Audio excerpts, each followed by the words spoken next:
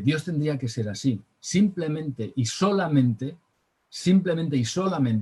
un Dios bueno. Porque este Dios lo que haría sería venir al mundo y solucionar todos nuestros problemas. Y ya está. Pero lo que la gente no piensa es que un Dios que solamente es bueno es un Dios al que no le importa realmente lo que sucede en el mundo. Porque un Dios al que le importa las cosas malas que suceden en el mundo es un Dios, siendo que es Dios, es un Dios que va a juzgar y que va a castigar las cosas malas que suceden en el mundo. Nosotros quisiéramos que Dios fuera solamente bueno y que viniera a resolver las guerras, las desgracias, etcétera, etcétera. Y nada más. Pero un Dios que hiciera esto, un Dios que cerrara los ojos a los males que las personas cometen, o que cometemos, pues no sería un buen Dios. Y Joel es uno de los encargados de presentarnos esta otra cara incómoda de Dios. Porque un Dios así nos resulta incómodo. Queremos al Dios bueno, pero no queremos al Dios que juzga y castiga, porque nos resulta antipático. Incómodo como Jesús fue incómodo y acabó como acabó por ese motivo. Jesús llegó a hacerse incómodo porque hablaba la verdad y no solamente vino a hablar de amor y de unidad, sino que vino a hablar también de nuestro pecado, de nuestra maldad, de la necesidad que teníamos de arrepentirnos de ella. Y acabó resultando incómodo para muchos. Entonces, yo me imagino que la función de los profetas en el Antiguo Testamento, como Joel, pues no debía ser muy agradable, porque tenían que presentar muchas veces a un Dios que resultaba incómodo, a un Dios que venía a avisar del pecado, a castigar el pecado, a juzgar el pecado. Y me gustaría que empezáramos leyendo el libro de Joel al principio, en el capítulo 1. Sí, supongo que todos tenéis por ahí algo para leer, una Biblia, una tablet, un móvil.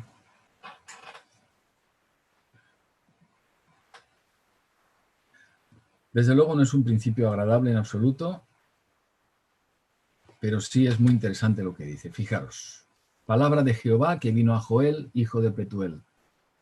Oíd esto, ancianos, escuchad todos los moradores de la tierra. ¿Ha acontecido esto en vuestros días o en los días de vuestros padres? De esto contaréis a vuestros hijos y vuestros hijos a sus hijos y sus hijos a la otra generación. Lo que quedó de la oruga comió el saltón, y lo que quedó del saltón comió el revoltón, y la langosta comió lo que del revoltón había quedado. Hasta aquí nada más de momento. Lo que describe Joel aquí al empezar su libro es una absoluta y completa devastación a causa de una plaga de langostas. Estos diferentes nombres que cita aquí, el saltón, el revoltón, la oruga, hay comentaristas que creen que son diferentes especies de langostas, otros opinan que son diferentes etapas en la vida de la langosta, pero son langostas al fin. Pero fijaros cómo el profeta describe esta destrucción. Hay una primera plaga que se supone que ya es terrible. Las cosechas se pierden, evidentemente, el sustento de la gente, los campos quedan pelados y cuando parece que esto ya no podía ser peor, viene una segunda plaga y lo que ha dejado, lo poco que ha podido dejar la primera plaga, viene la segunda y se lo lleva. Y lo poquísimo que ha dejado esa segunda plaga, viene una tercera y se lo lleva. Y lo poquísimo que haya podido dejar la tercera plaga, viene una cuarta y se lo lleva. O sea, vemos una devastación absoluta y una desgracia terrible para el pueblo de Israel. Una desgracia casual, esa plaga ha venido porque tenía que venir. Pues si nos vamos al capítulo 2, versículo 25, quiero leeros lo que sería para mí la segunda parte de esta historia, lo que hay detrás de los hechos. Capítulo 2, versículo 25, dice Dios: os restituiré los años que comió la oruga, el saltón, el revoltón y la langosta. Mi gran ejército que envié contra vosotros. Mi gran ejército que envié contra vosotros. Así que Dios mismo es el que provoca esta gran destrucción en su propio pueblo. Evidentemente, es a causa del pecado de Israel. Aunque Joel no lo nombra, en ninguna parte del libro Joel dice esto ha sido por tal pecado o cual pecado, no dice nada acerca de esto.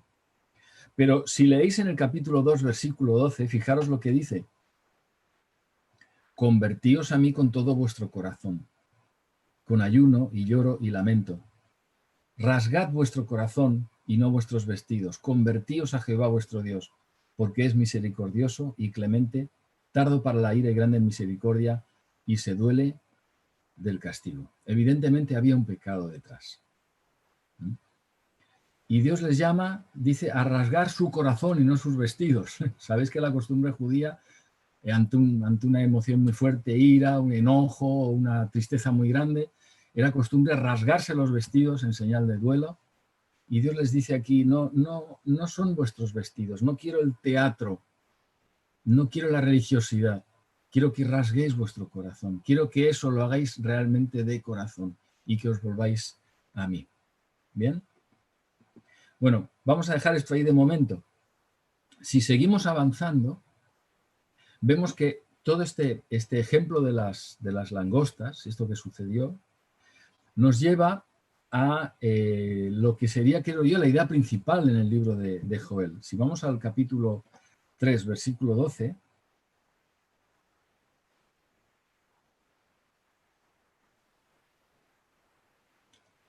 leemos lo siguiente. Despiértense las naciones y suban al valle de Josafat, porque allí me sentaré para juzgar a todas las naciones de alrededor. Si vamos, por ejemplo, al capítulo 2, versículo 31, leemos, el sol se convertirá en tinieblas y la luna en sangre antes que venga el día grande y espantoso de Jehová. Y todo aquel que invocar el nombre de Jehová será salvo. Después de entrar con el tema de la plaga de langostas, Joel pasa a una plaga mucho mayor, a la que él llama el día de Jehová o el día del Señor. Y Joel profetiza sobre este día que en algún momento llegaría y donde Dios haría justicia, juzgaría a las naciones y también lo presenta en lo que es el típico lenguaje poético de los profetas, que sabes que es un lenguaje con muchos símbolos y con muchas figuras literarias, digamos. Presenta un ejército que viene a destruir, presenta juicio, presenta castigo, y todo esto lo hace Dios, nuestro bueno, amoroso y dulce Dios. Pero, como decía antes, nuestro Dios no es alguien a quien nosotros fabricamos, sino que Dios es el que nos ha hecho a nosotros y Él es como es. Y la invitación de Él es a que podamos conocerle y a que podamos saber quién es realmente y cómo debemos comportarnos delante de Él. Fijaros otro texto en Isaías 2 que dice, el día de Jehová de los ejércitos vendrá sobre todo soberbio y altivo, sobre todo enaltecido, y será abatido. La altivez del hombre será abatida, y la soberbia de los hombres será humillada, y solo Jehová será exaltado en aquel día. Es decir, de lo que habla Joel y de lo que hablan otros profetas, es de un día, un periodo de tiempo o un día concreto, nadie sabe, pero un momento en el que Dios realmente va a decir, ahora este es mi día.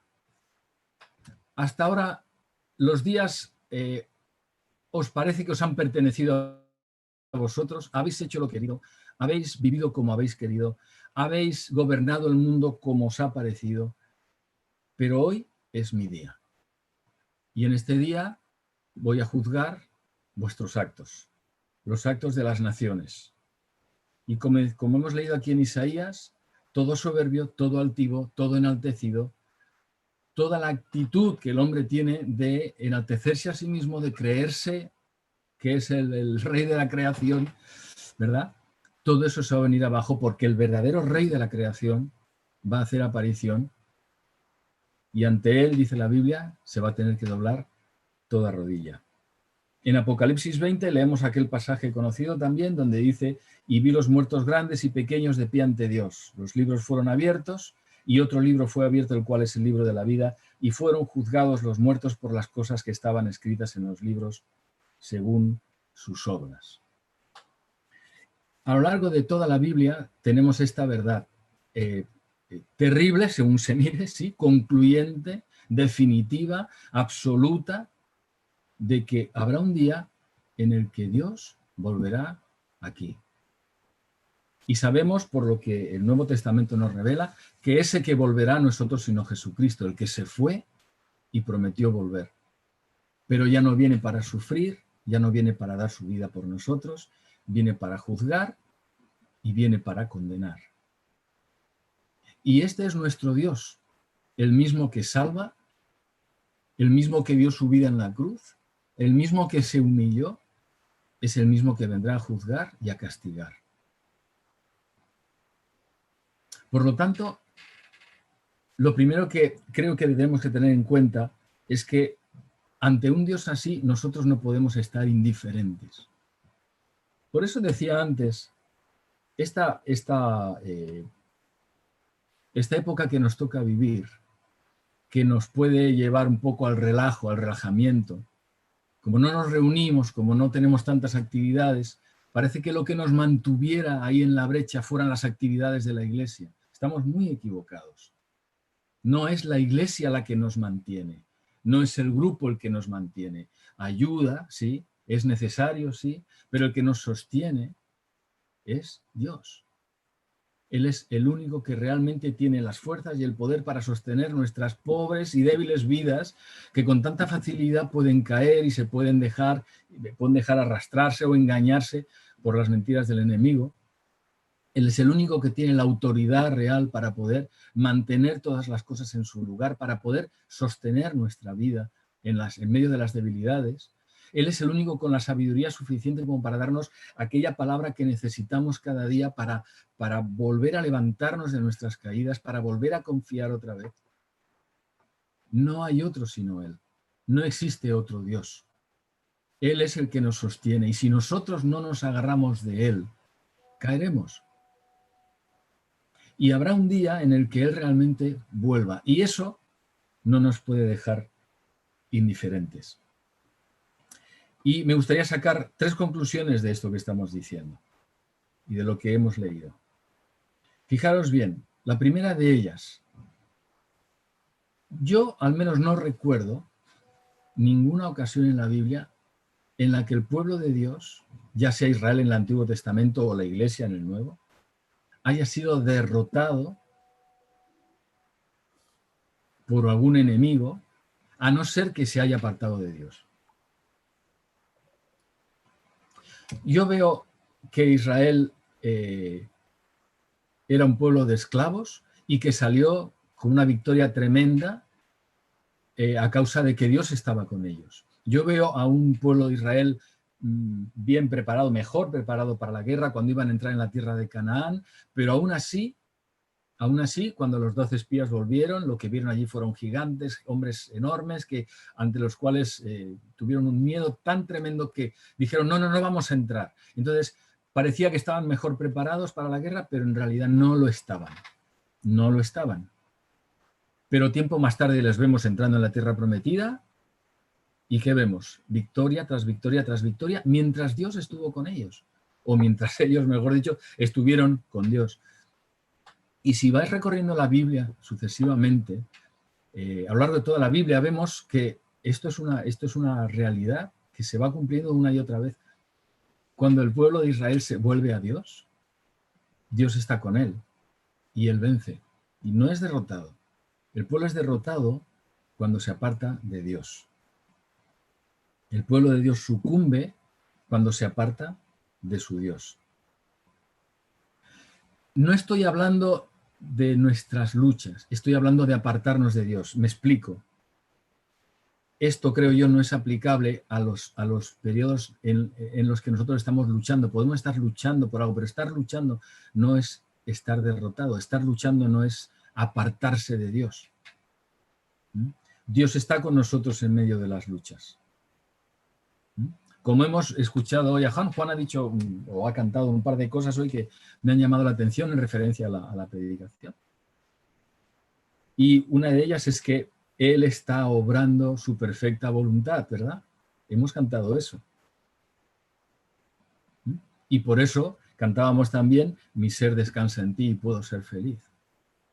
Entonces, sabemos que mientras estamos luchando, Él está con nosotros. Mientras estamos luchando, Él está obrando en nosotros, como hemos cantado, su perfecta voluntad. No nos está abandonando, Él está trabajando en nosotros. El problema es cuando nosotros nos relajamos, nos olvidamos de Él.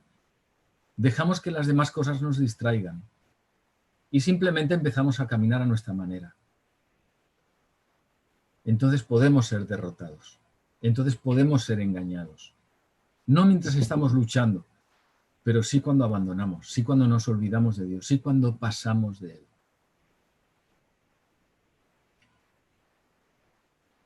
Entonces recordemos esto, las langostas fueron una plaga casual, simplemente les tocó a ellos, no, estaban en pecado, necesitaban arrepentirse, Dios mismo lo produjo para traer arrepentimiento en el pueblo.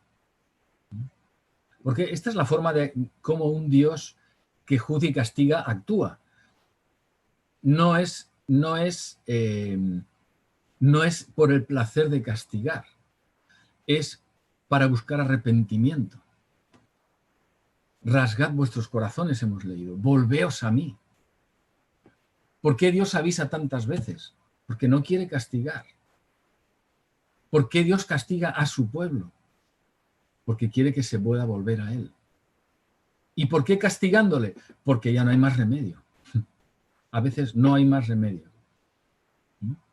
Pero siempre, siempre, el motivo de Dios o el propósito final no es castigar por castigar, sino que es ofrecer o abrir de nuevo sus brazos de salvación para que la persona vuelva a Él, para que la oveja perdida vuelva, para el que se ha apartado vuelva.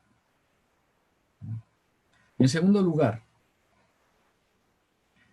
esto de que, bueno, que Dios, esto es así porque Dios tiene control de todo. Es decir, hemos dicho que el pueblo de Dios nunca es derrotado mientras no se aparta de Dios.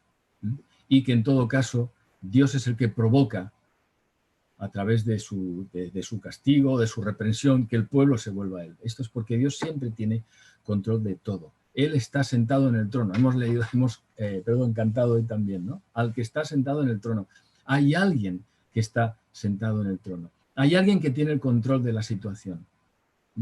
De entrada, cuando leemos que fue Dios el que provocó esa plaga de langostas, podemos pensar, ¿por qué Dios hace eso? ¿Qué Dios terrible? No, no lo veamos así. Veámoslo de la otra manera. Es que hay alguien que está en control de todo. Es que Dios no dejó a su pueblo a merced de una plaga de langostas. Dios controló todo eso. Dios seguía con ellos. Dios les estaba esperando que volvieran. Dios tiene control de todo. Necesitamos recordar esto. Dios no pasa de nosotros. Nosotros podemos sentirnos fatal, podemos sentirnos hundidos, podemos sentir que no valemos para nada, pero Dios jamás pasa de nosotros, jamás. Él está sentado en el trono y cada aspecto de nuestra vida es controlado por Él.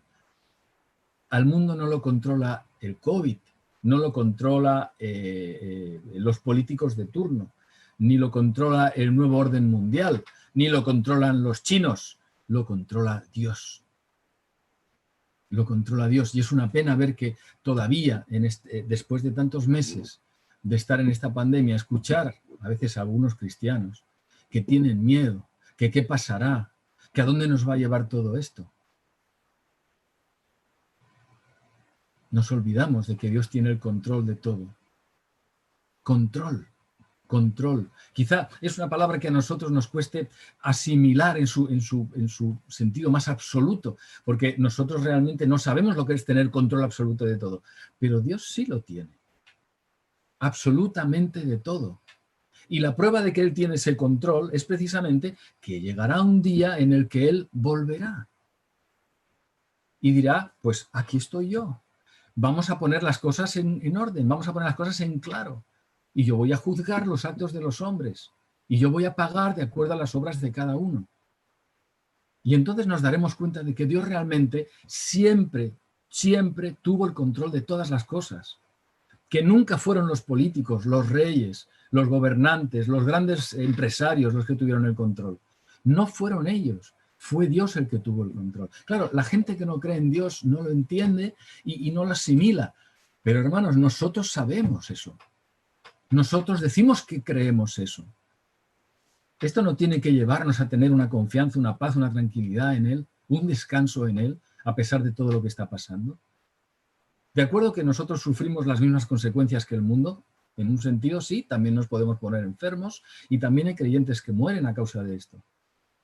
Pero eso no quiere decir ni por un momento que la vida del creyente esté absolutamente fuera de la mano de Dios. Siempre estamos en sus manos, siempre lo hemos estado desde antes de nacer. Es importante que entendamos esto, asimilemos esto. Y esperemos y deseemos ese día en el que Dios realmente volverá y demostrará que Él siempre ha sido Dios. Y como he dicho antes, en ese día toda rodilla, dice la palabra, se doblará y tendrá que confesar que Cristo es el Señor. Y siempre lo ha sido. Y ya sé que no te voy a dar una noticia nueva, ya sé que lo sabes, pero este del que estamos hablando, es tu Señor, es tu Dios. Es el que te acompaña cada día. Esto tiene que hacer algo dentro de nosotros. Hay un texto en Segunda de Crónicas que dice, ¿no eres tú Dios en los cielos y dominas sobre todos los reinos de las naciones? ¿No está en tu mano tal fuerza y poder que no hay quien la resista? Este es nuestro Dios. Déjame que lo lea otra vez. ¿No eres tú Dios en los cielos y dominas sobre todos los reinos de las naciones? ¿No está en tu mano tal fuerza y poder que no hay quien te resista? Antes de decírtelo a ti, me lo tengo que decir a mí mismo. De verdad, cada día necesito decirme a mí mismo, Miguel, cuando te apartas a orar un rato, te estás reuniendo con este Dios. Te estás reuniendo con Él. Es el privilegio más grande, poder tener las puertas de su despacho abiertas para cuando queremos entrar y estar con nuestro Dios, que controla absolutamente todo, todo, todo. Por eso, cuando venimos a plantearle nuestros problemas, la Biblia enseña más bien, entremos primero con acción de gracias, entremos primero con alabanza, con gratitud. ¿Por qué? Porque por encima de nuestros problemas está Él. Y porque Él tiene el control de todo. Ahora, ¿qué pasa? Si Dios realmente está gobernando, ¿por qué suceden las cosas que suceden? Bueno, pues sencillamente porque Dios lo permite. ¿Dios está permitiendo el mal en el mundo? Sí, lo está permitiendo, evidentemente. ¿Hay guerras? Sí. ¿Hay terremotos? Sí. ¿Hay asesinatos? Sí. ¿Dios está permitiendo el mal? Sí, lo está permitiendo. Pero también la puerta de la salvación está abierta para todos los que quieran arrepentirse. Es que Dios está permitiendo el mal, pero tiene esa puerta abierta. Es que el día que Él venga a decir basta de maldad, basta de asesinatos, basta de violaciones, basta de guerras, porque yo lo digo y esto se acabó, ese día la puerta de la salvación, del arrepentimiento, se cerrará.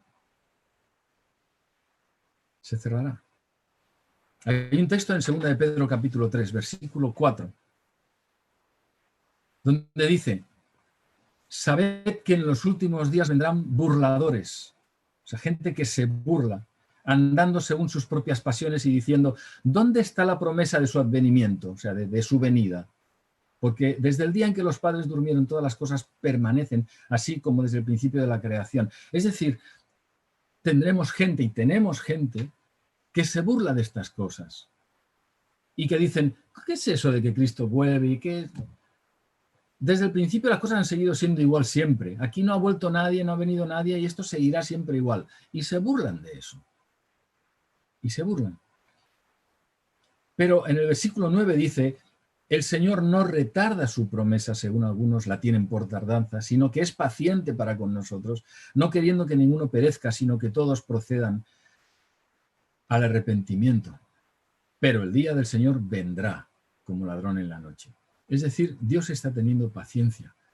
Porque estas personas que son malas, que ahora están haciendo maldad, tienen la oportunidad de arrepentirse. Y Dios lo que quiere es la salvación de las personas malvadas como tú y yo, de las personas que se han apartado de Él, independientemente de lo que hagan.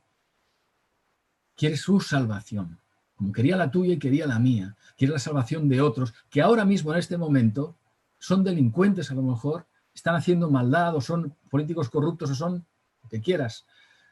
Dios está dando una oportunidad para que esta gente escuche la palabra y se arrepienta. Dios está teniendo paciencia. Así que Dios permite, por un lado, sí, la maldad, pero también está esperando, teniendo paciencia, esperando que todos los que han de ser salvos lo sean. ¿Cuál es la diferencia con ese día en el que Él volverá? Bueno, lo que hemos hablado antes, que cuando Él vuelva, ante Él se doblará toda rodilla. Esto está en Romanos 14. Toda rodilla. Entonces, sí o sí, quieras o no, tendrás que doblar tu rodilla y decir, tú eres Dios y yo estaba equivocado. Pero entonces se acabó. Ya no hay oportunidad. La oportunidad es ahora. Así que el pueblo de Dios solo se hunde cuando se aparta de Él. Si no, si estamos luchando, estemos como estemos, ahí estamos en pie. En segundo lugar, hemos dicho, esto es así porque Dios tiene control de todo. Control de nuestra vida absolutamente. Si tiene control del mundo en general, cuanto más de lo que sucede con sus hijos.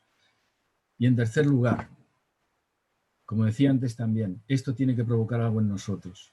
El hecho de saber que este Dios va a volver. Que no solamente, claro, una lectura rápida de Joel, la impresión que te deja es, destrucción, muerte, un Dios un Dios de odio, un Dios de guerra, un Dios que... Y ya está, ¿no? Pero analiza un poquito mejor, compara con otros textos de la Biblia, mira bien lo que el Señor explica acerca de todo esto y te darás cuenta de que aunque ese día es un día que para muchos va a ser terrible, para nosotros va a ser el mejor de los días, el día más esperado. Más esperado que el día de las vacaciones.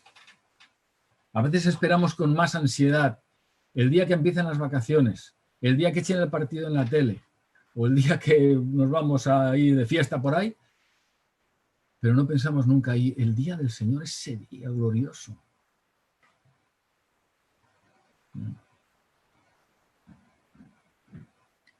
Ese día no nos va a pillar por sorpresa. Vosotros sabéis perfectamente, escucha esto, vosotros sabéis perfectamente que el día del Señor vendrá así como ladrón en la noche. 1 Tesalonicenses 5. Vosotros sabéis perfectamente que ese día vendrá. Nosotros sabemos. Es que he oído a creyentes hablar de la venida del Señor como ladrón en la noche como algo pues terrible también. ¿Quién sabe cuándo se presentará? Es como ladrón en la noche, cuando menos te lo esperes. Pero a ver, eso es para la gente que no cree. Nosotros sabemos perfectamente que Él vendrá, no sabemos el día, evidentemente, se presentará cuando Él quiera presentarse, pero sabemos que vendrá, no es una sorpresa, le estamos esperando. Le estamos esperando. En segundo lugar, tiene que cambiar nuestra forma de ver la vida. Claro que sí. Filipenses 4, versículo 4. ¿Recordáis este pasaje seguro? Regocijaos en el Señor siempre. Otra vez os digo, regocijaos. Vuestra gentileza o vuestra amabilidad, podríamos traducir también, sea conocida de todos los hombres. Y entonces dice, el Señor está cerca. ¿Por qué pone aquí esta frase? ¿Qué tiene que ver? Pero sigue diciendo, por nada estéis angustiados, por nada estéis angustiados. Que sean conocidas vuestras peticiones delante de Dios en toda oración y ruego con acción de gracias. ¿Qué tiene que ver que el Señor está cerca con todo lo demás? Pues claro que tiene que ver, porque el hecho de que Dios de que Cristo vuelve, de que el Señor está cerca, de que ese día se acerca, de que es para nosotros el mejor de los días, eso nos tiene que dar una paz y una tranquilidad inmensa. Un gozo, dice, regocijaos en el Señor. Y otra vez os digo, regocijaos. Y una ausencia de angustia, por nada estéis angustiados. Y luego habla de tener gratitud en nuestras oraciones. Cuando consideramos realmente y creemos realmente lo que la palabra nos enseña, eso cambia nuestra vida. No solamente nos da una doctrina que nosotros predicamos a otros, no, nos da una doctrina, unas creencias que cambian nuestra vida. Y esa expectativa por la venida del Señor trae gozo, trae ausencia de angustia, trae gratitud. ¿Por qué? Porque sabemos que Él está en control y que volverá. Él es real, Él está ahí. No se ha olvidado de nosotros. Sigue gobernando, sigue reinando y es nuestro Dios. Y para acabar me gustaría citaros otro pasaje más. Romanos 13. ¿Qué tenemos que hacer ante esto? ¿Cuál tiene que ser nuestra actitud? Estamos tranquis. Nos dicen, Dios volverá, sí. Y nosotros abrimos así el ojo, bostezamos, bueno, ya me avisarás cuando llegue. ¿Te parece? ¿Te parece normal? Romanos 13, versículo 11. Es hora de levantarnos del sueño, porque ahora está más cerca de nosotros nuestra salvación que cuando creímos. Está hablando de la venida. Cuando habla de nuestra salvación es la venida de Él. La noche está avanzada, se acerca el día, compara la venida de Cristo con el día, como si ahora viviéramos en oscuridad, en la oscuridad de la noche, pero la aurora ya está saliendo, el sol ya está saliendo, ya viene la luz. Desechemos pues las obras de las tinieblas, vistámonos las armas de la luz, andemos como de día honestamente, no en glotonerías y borracheras, no en lujurias y libertinaje, no en contiendas y envidia, al contrario, vestíos del Señor Jesucristo y no satisfagáis los deseos de la carne. Esto de que Jesús vuelve tiene que ser simplemente una doctrina expresada o escrita en unos libros, algo que aprendemos, o tiene que ser algo que cambie nuestra actitud ante la vida y nuestra forma de comportarnos. El hecho de que Cristo vuelve es suficientemente importante para nosotros como para decir, ¿cómo estoy viviendo? ¿Qué tengo que hacer? Algo tengo que hacer. Lo primero, no sigas durmiendo. Si estás durmiendo, no sigas durmiendo. Despierta. Considera que de la misma manera que Cristo viene, como si la luz del sol empezara a amanecer, tu vida tiene que ser, o nuestra vida, nuestra, Miguel, nuestra. Porque cuando uno está predicando a veces se olvida de esto. Nuestra vida tiene que ser de tal manera que a la luz todo se pueda ver sin problemas, sin que nadie tenga que reprocharnos nada. Por eso dice, andemos como de día, con honestidad, no en glotonerías, no en borracheras, no en lujurias, no en libertinaje, sino vestidos del Señor Jesucristo. Esta es la conclusión a fin de cuentas.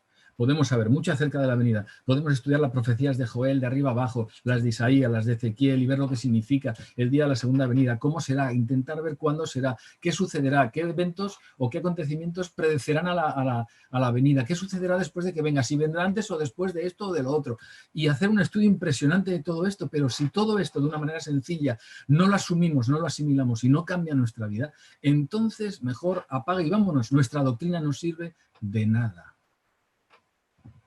La doctrina, lo que creemos, realmente sirve de algo cuando la ponemos en práctica, cuando cambia nuestra vida. Estudia teología, estudia doctrina, estudia cómo es Dios, estudia mucho, pero aplícalo, apliquémoslo. Dejemos que eso cambie nuestra vida. Hay un pasaje, y ya, con este terminamos, en Joel otra vez. Me gustaría volver a Joel para leerlo. Capítulo 3, versículo 16. Jehová rugirá desde Sion. ¿Ves? Esta imagen que la Biblia hace de Dios en ocasiones como de un león poderoso, ¿no? Que ruge y que muestra así su autoridad, su reinado. Jehová rugirá desde Sión y dará su voz desde Jerusalén, y temblarán los cielos y la tierra. No puedo imaginarme qué es lo que este lenguaje poético que usa Joel aquí significará realmente cuando dice que temblarán los cielos y la tierra, pero es una muestra, una demostración de poder impresionante la que vemos de parte de Dios aquí. Sin embargo, después dice, pero Jehová será la esperanza de su pueblo y la fortaleza de los hijos de Israel. Y conoceréis que yo soy Jehová, vuestro Dios. Yo creo que no hay cosa más importante que nosotros podamos entender de toda la Escritura más que esta, que Jehová es nuestro Dios. De esto depende todo lo demás. Y aquí leemos que Él será la esperanza de su pueblo y la fortaleza de su pueblo. Dime si no necesitas muchas veces tú tener una esperanza real, que estás esperando, que realmente crees que lo que Él ha prometido se va a cumplir, lo esperas porque lo crees, y fortaleza en medio de tantas dificultades, de tantos problemas, de tantas debilidades, de tantas luchas. Dime si esto no es importante para tu vida. Porque si me dices que no lo es, te diré que eres un mentiroso. Lo es, importante para ti y para mí, y mucho. Y eso es Dios para nosotros, nuestra esperanza y nuestra fortaleza. Teniéndole a Él no necesitamos nada más para poder salir adelante. Y es por todo esto que hoy estamos reunidos aquí. ¿Estáis de acuerdo conmigo? No es porque tenemos la costumbre de reunirnos, o no debería ser, sino es por todos estos motivos que estamos aquí. Es por todos estos motivos que le cantamos y le decimos un montón de cosas y le alabamos, porque creemos que esto es así. Y a veces nuestra fe es débil y nos cuesta, pero nos esforzamos en creer estas cosas, porque realmente Él nos ha tocado el corazón, nos ha ayudado a creer y a confiar en Él, nos ha ayudado a creer en su palabra. Y en esto estamos. Amén. Así que gracias por escucharme y por estar ahí. Yo creo que en algún momento volveremos a reunirnos otra vez, a estar juntos. Podremos abrazarnos, tocarnos. Yo lo más que puedo hacer, lo más cerca de tocar que puedo hacer es esto, acercar el dedo a la cámara ahora mismo. No puedo hacer más que esto. Pero la verdad es que, tal como decía Eduardo, pues es una alegría de poder saber que estáis ahí, que estamos ahí, que seguimos juntos, que en lo que podemos hacer, en las actividades que podemos hacer todavía, hasta donde podemos, pues nos juntamos, colaboramos y seguimos considerándonos hermanos y partes del mismo cuerpo. Amén. Aleluya. Pues si me permitís, hacemos una oración.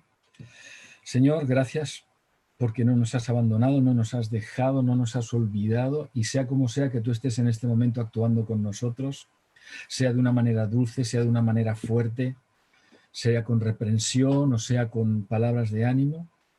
Eso no quiere decir en absoluto que tú has perdido el control de la situación. Eso quiere decir que tú estás ahí a nuestro lado, que tú estás ahí peleando con nosotros y peleando por nosotros, porque estás empeñado en que salgamos adelante, en que sigamos tu camino sin dejarlo, en que sigamos fieles ahí. Señor, tú eres el ejemplo de fidelidad y tú quieres que nosotros seamos como tú. Y tú nos vas a ayudar a llegar hasta el final. Te damos gracias porque al final lo que nos encontramos no es la muerte, sino que nos encontramos en el día final a este Dios que vuelve como Rey de su pueblo, como la esperanza y la fortaleza de su pueblo, que viene a juzgar y a poner las cosas en orden, Señor, y no queremos desechar esta imagen tuya porque esta imagen es real. Tú eres este Dios, eres un Dios de amor, pero eres un Dios de juicio también, y te queremos tal y como eres y te decimos, Señor, tú eres perfecto y no tenemos nada que añadir ni que quitar a tu persona. Tal como tú eres está bien, Señor, y lo que queremos es conocerte cada día más. Te lo pedimos en el nombre de Jesucristo. Amén. ¿Y qué argumento hay que se pueda decir? Si Dios está conmigo, ¿quién estará contra mí? ¿Y quién me apartará? ¿Quién podrá condenarme? Si Dios entregó a su Hijo para poder rescatarme. apartar de su amor? ¿Y quién me podrá arrancar su perdón? ¿Quién condenará si Cristo es el que murió? Si es el que ahora está a la diestra de Dios, abogando por nosotros, pues pagó toda la deuda. ¿Y quién acusará a los que